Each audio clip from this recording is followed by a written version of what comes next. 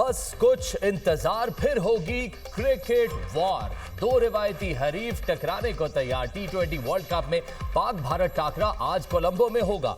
बड़े मार्के का काउंटडाउन, शायकीन के दिलों की धड़कनें तेज। पाकिस्तानी टीम के कोलंबो में डेरे, जमकर ट्रेनिंग की भारतीय टीम का भी कोलंबो में training session. High voltage match का तमाशाइयों को शिद्दत से इंतजार। कोलंबो में भी बड़े मैच की बड़ी तैयारियां। पाक भारत मैच की तमाम टिकटें बिक गई। होटल फुल पैक, कमरे नायाब कराए आसमान पर पहुंच गए। पाक भारत टाकरा बारिश से मुतासिर होने का भी खदशा। महकमा मौसमियात की कोलंबो में 80% बारिश की पेशगोई। कल रात वक्फे से बारिश के इम्कानात बरकरार। मैच बारिश की नजर होने के बायस दोनों टीमों को एक एक पॉइंट दिया जाएगा।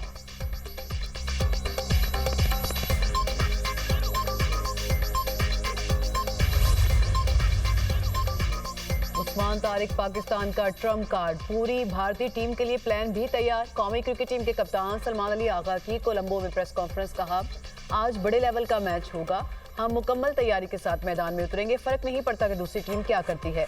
स्पिनर्स का किरदार पाक भारत मैच में अहम होगा, लेकिन फास्ट बॉलर्स को भी नजरअंदाज नहीं किया जा सकता। हमारे लिए सब प्लेयर्स एक जैसे हैं। ख्वाहिश है कि अभिषेक शर्मा ठीक हो जाएं। हम अच्छी भारतीय टीम के साथ खेलना चाहते हैं। श्रीलंका की मेजबानी शानदार है, अपना दौरा भरपूर एंजॉय कर रहा है।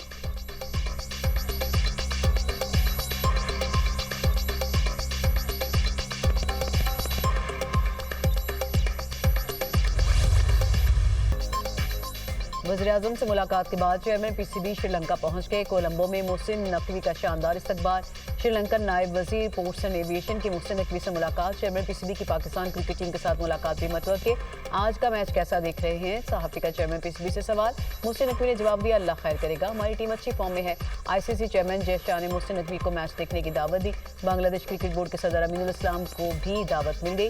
चेयरमैन पीसीबी से जय शाह और बीसीसीआई ऑफिशियल्स की मुलाकात का इम्कान। मोहसिन नकवी श्रीलंकन सदर को वज़ीर-ए-आज़म शहबाज शरीफ का खुसूसी पैगाम भी पहुंचाएंगे।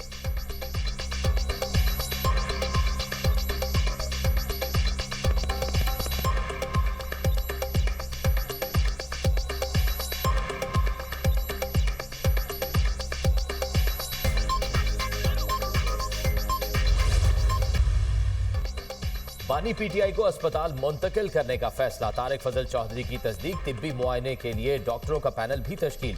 डॉक्टर अमजद और डॉक्टर नदीम कुरैशी शामिल। पैनल में जाती मुआलिजीन शामिल नहीं। तिब्बी माहिरीन का जल्द मुआयने के लिए जेल पहुंचने का इम्कान। पैनल की सिफारिश की रोशनी में अस्पताल मुंतकिल करने का फैसला किया जाएगा। बानी पीटीआई को अस्पताल मुंतकिल करने के अमल में खुसूसी नुमाइंदा शरीक होगा। खुसूसी नुमाइंदे के लिए बानी पीटीआई के करीबी अजीज का नाम दिया गया है।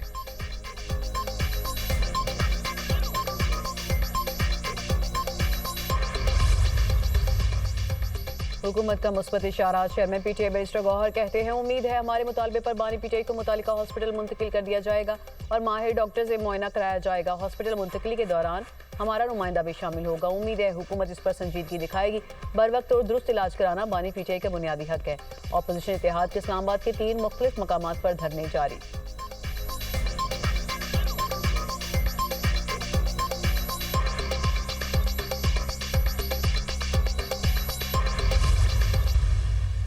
इशू को मैं डिनाई नहीं करता, लेकिन ये जो 85% वाला बयानिया है, इसको मैं रद्द करता हूँ। इनको बहाना चाहिए था। गुज़श्ता 1.5 साल से बानी इमरान साहब जो है वो इस चक्कर में है कि मेरे साथ कोई डील करे, मेरे साथ कोई एनआरओ करे, मेरे साथ कोई बात करे और मुझे बाहर निकलने का रास्ता नहीं। बानी पीटीआई की 85% बीनाई का बयानिया सियासी। इख्तियार वली खान की programme tonight with Samar Abbas में गुफ्तगू। कहा, मानते हैं आग का इशू है, लेकिन 85% की बात दुरुस्त नहीं। पीटीआई 1.5 साल से एनआरओ मांग रही है ताकि बानी पीटीआई बाहर आ सके। नईम हैदर पंजोता ने कहा, हमें हुकूमत के डॉक्टरों पर एतबार नहीं, बानी पीटीआई के मुआलिज को साथ होना चाहिए। जब तक बानी पीटीआई का इलाज नहीं होता, एहतजाज जारी रहेगा।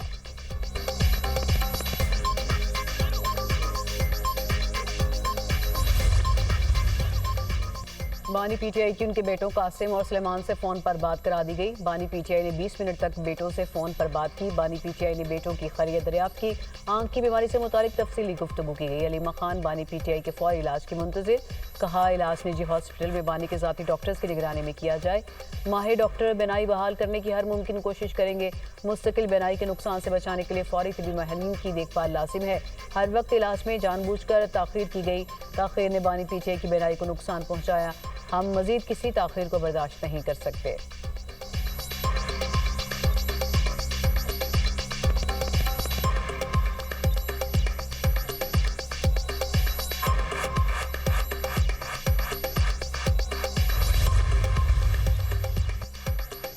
सदर आसिफ अली जरदारी की नाम लिए बगैर मुखालिफिन पर तनकीद। सादकाबाद में खिताब करते हुए कहा, आज लीडर ऐसे हैं जेल में 1.5 साल नहीं हुआ और चिल्लाना शुरू कर दिया। कभी कहता है मेरी आंख में दर्द, कभी कहता है यहाँ दूध नहीं। ये कुर्बानी नहीं दे सकते, इनके पास हिम्मत नहीं, ये सिर्फ बातें कर सकते हैं। जेल 2 साल बाद हाल अहवाल पूछती है। मैं 14 साल असीर रहा लेकिन हिम्मत नहीं हारी।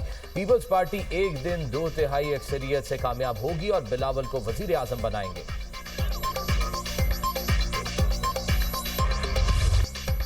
कराची में सिंध असेंबली का इलाका मैदान जंग बन गया। पुलिस और जमात इस्लामी के कारकुनान में झड़पें। मुजाहिरीन को रोकने के लिए पुलिस की शेलिंग और लाठीचार्ज। कारकुनान का पुलिस पर पथराव। कई अहलकार जख्मी हो गए। पुलिस ने 13 कारकुनान को गिरफ्तार कर लिया। साउंड सिस्टम वाला ट्रक भी तहवील में लेकर थाने मुंतकिल कर दिया। पुलिस ने कारकुनान को पीछे धकेल दिया। कारकुन सिंध सेक्रेटेरिएट के पीछे गलियों में छुप गए। पुलिस की भारी नफरी असेंबली के इतराफ सारे रास्तों पर तैनात। सिंध असेंबली से मुतसिल शाहराहों पर बदतरीन ट्रैफिक जैम रहा। गाड़ियों की लंबी कतारें लगी रही। जमात इस्लामी वफ्द के पुलिस के साथ इब्तदाई मुज़ाकरात नाकाम, जिसके बाद जमात इस्लामी के कारकुन तमाम रुकावटें अबूर करते हुए सिंध असेंबली पहुंचे। जमात इस्लामी ने कराची में बाख्तियार बल्दियाती इदारों के लिए धरना दिया था। हाफिज नईमुर रहमान का गिरफ्तार कारकुनान को फौरी रिहा करने का मुतालिबा। अमीर जमात इस्लामी का कारकुनान से खिताब, कहा एहतजाज के हक से हम दस्तबरदार नहीं होंगे। ये तो चाहते हैं कि ये अरबों रुपए खा लें और कोई एहतजाज न करे। हाफिज नईम का आज मुल्क भर में यौम सयाह मनाने का ऐलान।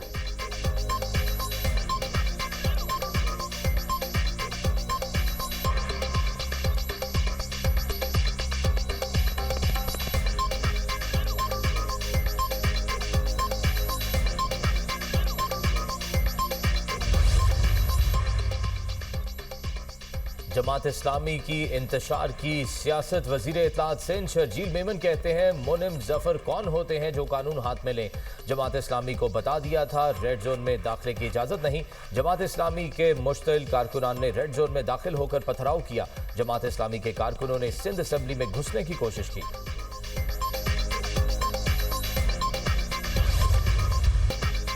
वज़ीर आज़म ने 38 अरब रुपए के रमजान रिलीफ पैकेज का ऐलान कर दिया। 1 करोड़ 21 लाख खानदान मुस्तफीद होंगे। मुस्तहिक खानदानों को बैंक अकाउंट्स और डिजिटल वॉलेट्स के जरिए अदायगियाँ होंगी। हर मुस्तहिक खानदान को 13,000 रुपए दिए जाएंगे। तकरीब से खिताब करते हुए वज़ीर आज़म ने कहा, मुस्तहिक अफराद को बैंकों के जरिए रकूम बराह रास्त फराहम की जाएंगी। 21 लाख से ज़ायद ऐसे खानदानों को अदायगियाँ की जाएंगी जो किसी सरकारी कफालत प्रोग्राम का हिस्सा नहीं। इस मद में तकरीबन 28 अरब रुपए मुख्तस किए गए। प्रोग्राम पर मुअस्सर अमल दरामद के लिए मुसलसल जायजा लूंगा।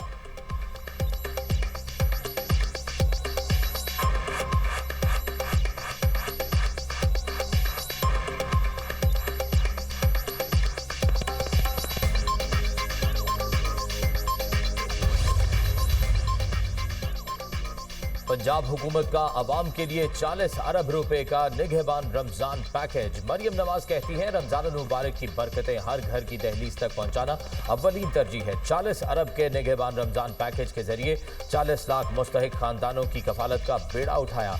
राशन कार्ड की माली इमदाद 3,000 से बढ़ाकर 10,000 रुपए कर दी। मुकद्दस महीने में हर सफेद पोश घराने को मुकम्मल हुकूमती सरपरस्ती हासिल होगी। पंजाब की हर तहसील में निगहबान दस्तरखान के जरिए रोजाना लाखों अफराद की अफ्तार का एहतमाम किया जाएगा। बायोमेट्रिक तस्दीक और जदीद बैंकिंग निज़ाम इस अहद की अलामत है। हकदार को इसका पूरा हक बगैर किसी दुश्वारी के मुयस्सर हो और रमजान की खुशियों में कोई भी पीछे न रहे।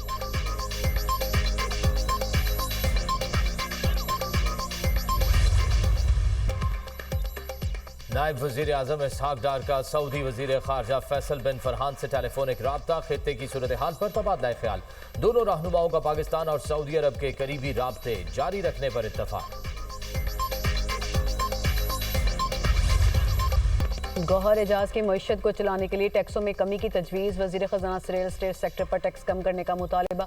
साबिक निगरान वफाकी वज़ीर कहते हैं कि पाकिस्तान में 500 अरब डॉलर की हाउसिंग एंड कंस्ट्रक्शन इंडस्ट्री मौजूद है।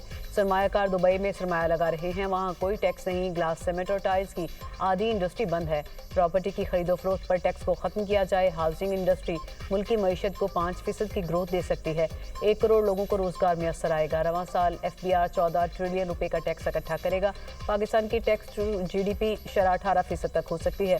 कॉर्पोरेट टैक्सेस को 60% से कम करके 25% किया जाए।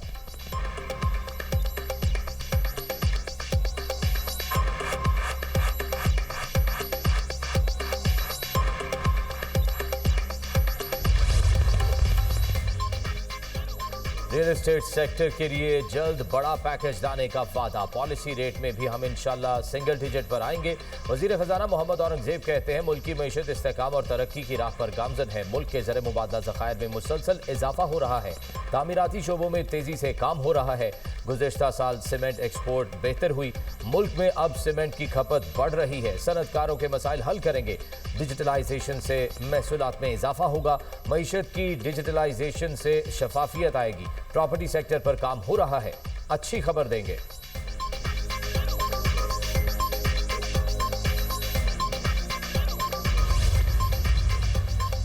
वसाइल निचली सतह पर मुंतकिल नहीं होंगे तो 18वीं तरमीम की मुखालफत करेंगे। मुस्तफ़ा कमाल का कराची लियाकताबाद में जलसे से खिताब। कहा MKM की तरमीम भी पास होनी चाहिए। लियाकताबाद से तहरीक का आगाज़ किया, नज़रअंदाज किया गया तो ये हुकूमत नहीं चला सकते।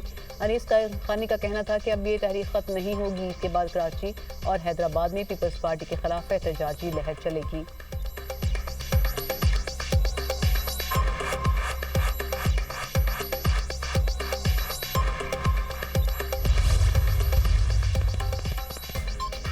पंजाब ओनरशिप प्रॉपर्टी तरमीम ऑर्डिनेंस का गैजेट नोटिफिकेशन जारी। गैर कानूनी कब्जा काबिल सजा जुर्म करार। गैर कानूनी कब्जे पर 5 से 10 साल तक सजा होगी। गैर कानूनी कब्जे पर 1 करोड़ रुपए जुर्माना भी होगा। कब्जे में मदद करने वाले सहूलतकार को भी सजा होगी। हर जिले में खुसूसी पंजाब प्रॉपर्टी ट्राइब्यूनल कायम किया जाएगा।